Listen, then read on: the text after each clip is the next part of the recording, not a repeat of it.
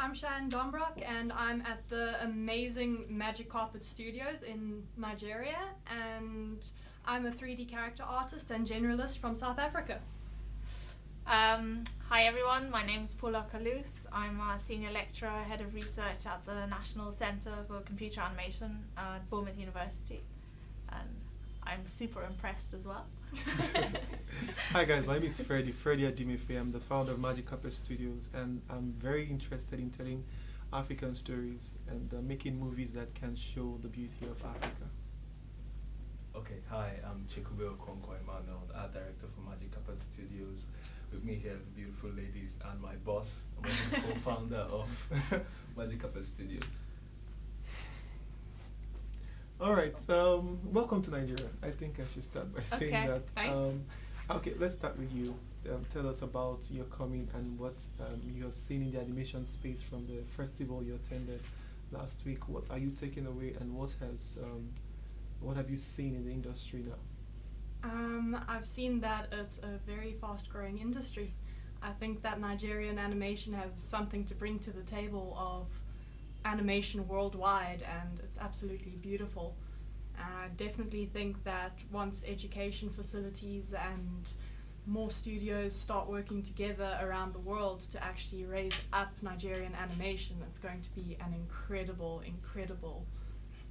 industry as a whole. So. Amazing. Paula, let's start with you as well. You studied animation in East Africa? Yeah, in Sub-Saharan Africa. Sub-Saharan Africa, and now you're in West Africa. Yeah. What has been your experience? So like you said, actually I spent more time on the East, less time in the West.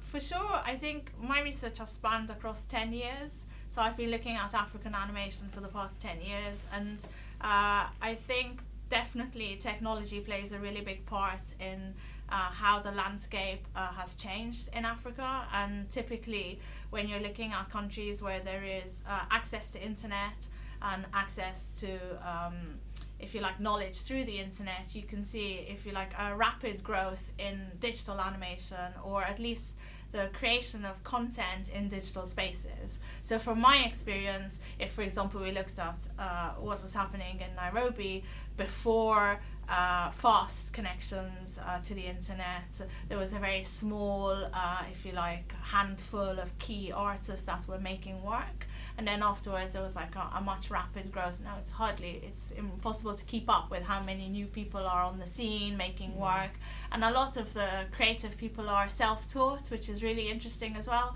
So they tend to form communities and networks where they're sharing information with each other and sharing knowledge. Which is really the best way to go. I mean, especially because animation is always such a collaborative thing. I think if you look at how animation works, I think the best animations come from really good teamwork.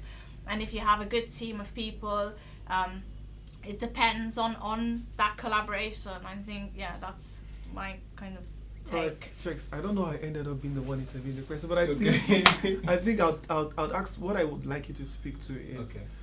You've been in this space 2-3 years and literally pioneering it here in the studio, and making it happen, and now we're training people.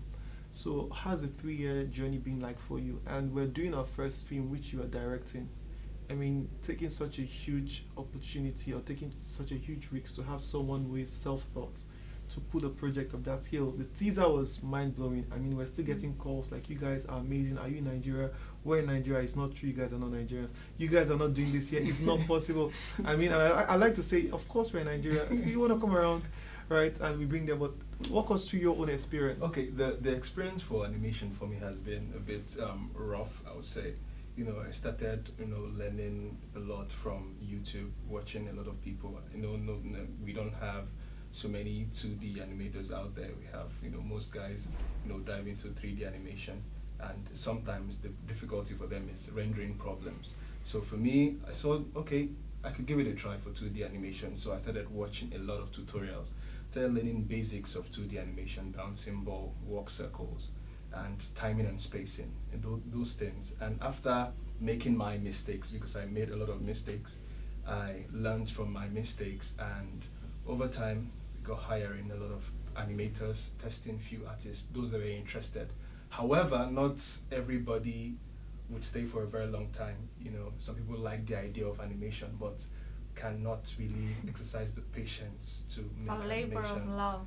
Yeah, so it takes a lot of sacrifice and time. And so far, so good. I think we've been able to train, you know, a lot of hands in as regards 3D animation and also cutout animation. So we are exploring so many softwares for this purpose. And so far, so good. This is a new space in Nigeria, and it's a new medium. You know, we have Nollywood working for us, so we need, aside from books, African stories need to be told, and animation is one of the mediums that it's really, really fast, rapidly growing here in this country, and we making traditional animation makes it a bit, you know, more relatable for kids. You know, they have something to watch at last. And for Passport of Malam Elia project, you know, I've been receiving calls and messages as regards to that project, and you know, a lot has gone into it. We've done some voiceovers, and we've merged all the voiceovers together, start preparing concept arts, a lot of concept arts, because we went to Kano for research, and when we came back, we had a whole new perspective of how things work. We could easily go to Google and say, okay, let's just research in Kano, but we had to go there and be a part of that culture to be able to tell the story better. And you know, the book we are making, The Passport of Malam Elia, is an adaptation from the legendary Cyprian Quincy, who is a very renowned author in Nigeria, and we respect him a lot. So we had to acquire the rights. We went to Ibadan to acquire the rights for the book, and when we got that, we started preparing, you know, drafts, script draft after draft, you know, trying to make this work. And the journey has been endless, because trust me, for animation, even in scripting, there's a lot of back and forth, because you know, there's a lot of time put into it. And yeah, I think what people don't realize when they're talking about animation is they think it's like cheap to make and quick to make. And I think one of the challenges like most animators face is like, if you think about like Nollywood, everyone talks about how quick the turnaround is. So for example, we met a filmmaker that was saying they would shoot and edit at the same time, and I think with animation, you know, it's so laborious, and people just think, oh yeah, it's like easy to knock out. And so it's really unfortunate, because there isn't sort of that investment. It doesn't attract the money, if you like, especially when you're looking at content like you were talking about, which is like children's content or stuff which is strictly 2D.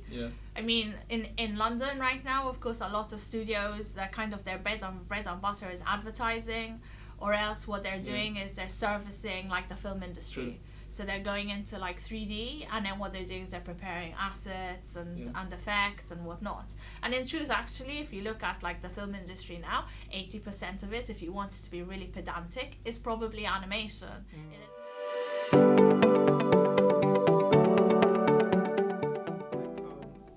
Do you see any intersection really between filmmaking and even politics? Not in the way that it's okay, we just have to use it to drive a message, but I feel here in Africa we need to roll back a lot of stereotypes. And on one level, there is still the issue of where not enough tolerance. Our understanding, the religion is strong here, tradition and culture is actually pretty much what it is. So you're here on a mission to track art and politics. Right. So I don't know if you've seen anything you would like to speak to, because watching, of course, will be a lot of people who create content as well, animators and even artists, and just trying to see how that intersection can play out. So so as you mentioned, I'm here working on a HRC funded project called Ortop, and it's looking at the articulations of politics, specifically visual articulations in Nigeria. And that came about really largely actually from a conversation with a postgraduate student of mine who was Nigerian, who was studying in the UK. And we were talking about what he was going to do when he went back home. And he said, well, it's election time, so I'm starting up a company. Because, and so then obviously the conversation ensued, and I was like, well, I don't understand that, what does that mean? And he was like, well, you know, in Nigeria, politics is everything, and whenever it's election time, it's a brilliant time for the creative industries, because that's when the creative industries, if you like, are put to work. in an official capacity, but also in an unofficial capacity. So that's also what interested me, was this sort of duality between being commissioned, let's say, to as an agency or as a company to make political work in the form of like messages or adverts or public services announcements, but also that you might also, as a company, which is how the story unfolded, be making your own content that doesn't necessarily politically align with the people that are commissioning you. And so I became interested in how different artists were using digital media to tell their own voice, or to have their own voice, but as well, of course, knowing that in a sense your bread and butter is the work that comes in. So how does that play out? So off the back of that conversation, I spent about 7 months developing a grant with Charlie, which we applied for, to look at actually running this project now for 2 years, where we want to collect different evidence of how artists in Nigeria are not just engaging with politics in the sense of the election, or like politics with a capital P, but really, as we discovered through conversation, the politics of the stomach, I believe. Stomach infrastructure. Yeah. And the politics of the everyday. And it's those kind of stories that we're interested in. So for example, by looking at your animations today, there are the ones which were, let's say, officially commissioned for, so when you were working with the anti-corruption animations, that's sort of working on an official level. But the very first animations you were making tell a political story, and they tell a political story because they speak of the everyday problems that people face. And it's not like shouting out politics, but it's using storytelling to invite people, I think, to invite young people as well to engage with political discourse without it being necessarily an academic exercise. So, and I think animation does that brilliantly, right? Very so well. you can Easily. put out the message, true. and it just, people want to watch it, so they want to engage with it, and it causes conversations around what's being made. I don't know if you agree. I do, definitely. Yeah. I mean, especially since the fact of storytelling came from Africa.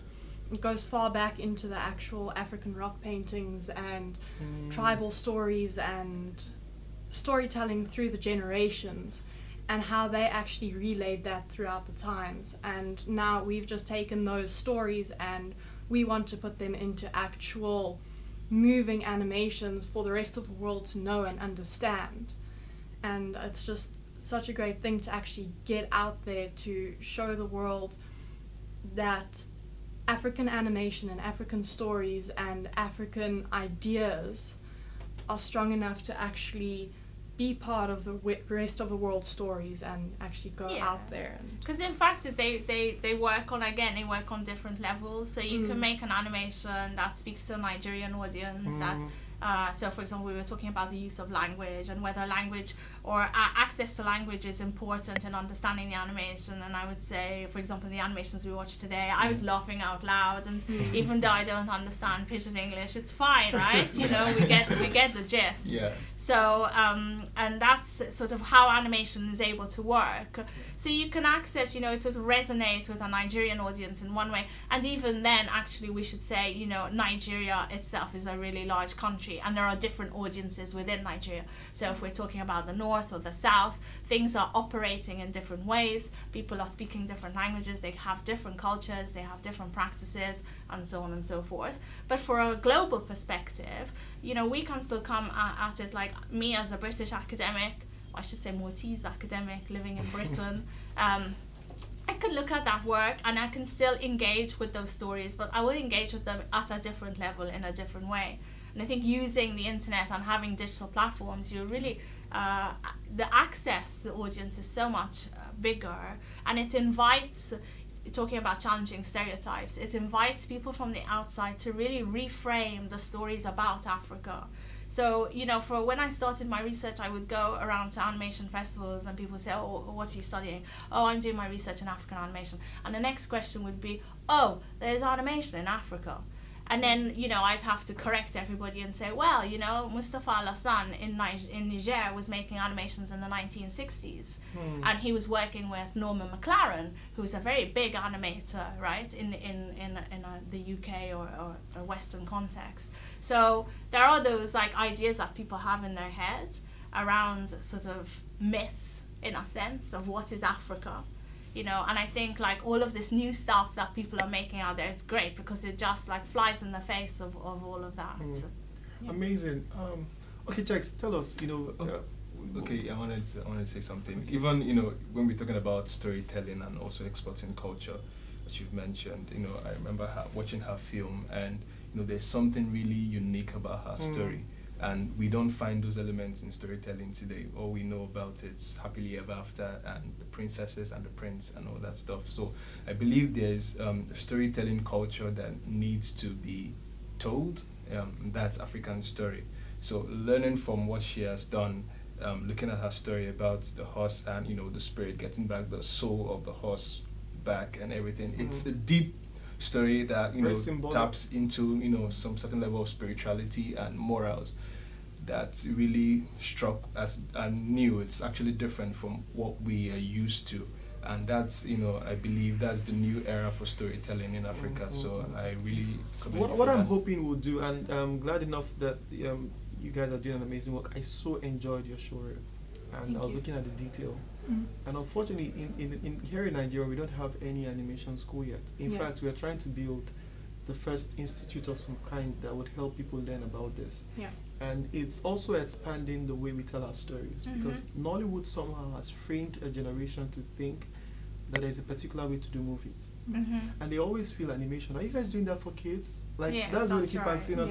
You know, they don't understand that globally, animation is actually not tiny. Mom and dad, please, is not for kids. Right? Because they don't always get it. They will feel like, oh, for kids. But the meaning is always laced with meaning. What we are hoping to do with Magic Carpet is, yes, people built Disney, and even Triggerfish is being built by South Africans. So maybe 10 years down the line, it's as big as what Disney has become today. We want to do the same with Magic Carpet, like keep making these movies and scaling up and expanding the way we tell our stories, expanding the stories that are being told, expanding the options. It's not just wicked mother-in-law and wicked daughter-in-law. It has to be more symbolic. But I'm hoping for partnerships. I think our cat story checks if we can plug it together, and we have the story we want to make where we can co-produce that. It could be our first work together. If you look at, sorry, I'm just thinking about you talking about collaboration. If you look at how Triggerfish started off, so when I just say a bit of my background, I was employed by UNESCO many years ago to run animation workshops in South Africa and also in Kenya. It was called Africa Animated, and the idea was that we would train East African artists, and then they would become trainers and they would go on teaching. And so eventually some of our students went off to work on Tinga Tinga Tales. I don't know if you know that, which is a children's animation. It was like a British production company called Tiger Aspect that then came and set up studios in Kenya. But really going back to, so when we were working in South Africa, we worked with Jackie Trowell, who started up Tiger Aspect, Triggerfish, and at the time they were working on Takalani Sesame. And the story of Takalani Sesame was that the company was too small to produce all of the episodes, and their strategy was they had connected with other small animation houses, and they worked collaboratively to bid for a larger project. So I think collaboration is really key to the beginnings of the start of an industry. That although I know Nigerians are very competitive, right? So competition is good, but actually pooling in resources is in my experience, it always leads to better things, because you're doing knowledge sharing, but you're also able to share the resources you have access to. And they grew from being able to be commissioned to work on these series.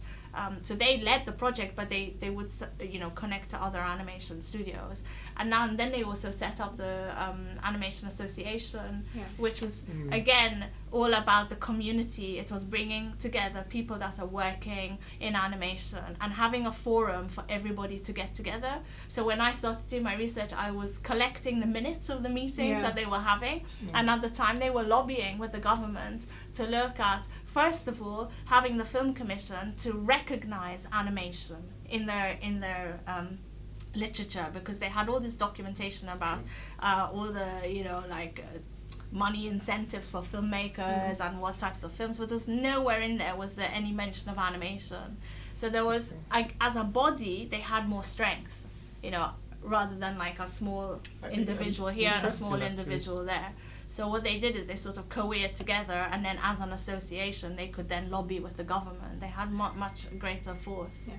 I don't know. From that, an idea actually, to really push. I mean, now it's really big, right? It is. They've actually ended up producing 2 of the biggest grossing animation films in Africa, in Africa. which is Kumba and Zambezia. And those were just the complete outline and the finish line for Triggerfish as a whole to actually get out there into the world. Because I mean, now they're starting to do partnerships with Pixar, and they're actually getting their name out there to grow even bigger. Yeah. And they're getting a few Emmys out there as well. And I mean, it's we crazy. really admire the skill, the work they've done. I constantly read up on them. Chex is always sending me stuff to check out. Yeah. And I do think that it's something we want to do a better collaboration. Even the movie we're working on, we are having to train people to feed into the talent pool. Because on the project alone, we need a lot of animators. Yeah. Right? That's the skill. And we're really looking at coming to London in October. Right? I hope so. I hope you come to the BFX Festival, which is, I'm just going to use this as an opportunity to plug our festival, which is in October in Bournemouth. It's by the seaside. We always have good weather. It's kind of a fluke. The week we have our festival, the sun comes out. And it's a really good program of loads of people from the industry, loads of studios from London, great speakers. Amazing. So I hope you all come. Yeah. Definitely. Yeah. So tell us about your YouTube. If you have a YouTube channel, where can they find you? Where can you find your works? So I have a YouTube channel. It's Cheyenne Dombrock. Hopefully you'll put up an actual tag like down here somewhere on my name. And then I'm on LinkedIn as well. It's got all of my details. It's got my CV and my show reel. So if anybody's interested in contacting me for any 3D or 3D generalist work, Okay. character animation, So I'm there. my own plug out. So Freddie, I'm Freddie Adimefie, and I'm on Instagram, LinkedIn, Facebook, YouTube, everything as that. And it'd be nice to keep in touch if you have ideas on how Magic Carpet can do anything with you. We'll be glad to work together on that. Chex. Okay, I think we are both on the same. Chex is not fit. This is not fit. But thank you guys so much for hanging out, and thank you so much for coming to Oh, thank Nigeria. you. It's Coming been to great. Nigeria. And we'll be back. Oh yeah, We'll be back. definitely. And we have to do stuff together Yes. in UK Yeah. and in Annecy. Yes, Yeah, that's the plan. definitely. Yeah. And thanks to Ademipe for making this happen. She's somewhere Yeah. behind. We can't find her. Behind but the she's somewhere camera. Yeah. behind the camera.